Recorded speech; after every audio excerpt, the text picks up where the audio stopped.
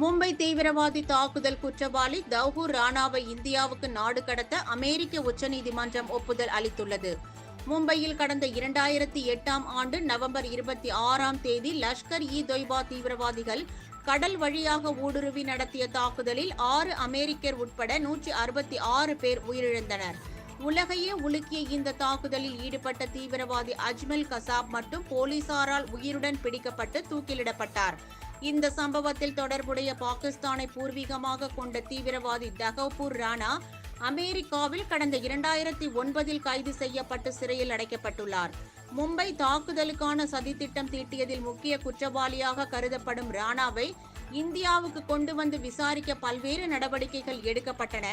இந்நிலையில் ராணாவை நாடு கடத்த அமெரிக்க நீதிமன்றங்கள் உத்தரவிட்ட நிலையில் அதை எதிர்த்து கடைசி முறையாக ராணா கடந்த நவம்பர் 13ஆம் தேதி உச்சநீதிமன்றத்தில் மனு செய்தார். இந்த மனுவை விசாரித்த உச்சநீதிமன்றம் கடந்த 21ஆம் தேதி ராணாவின் மனுவை தள்ளுபடி செய்தது.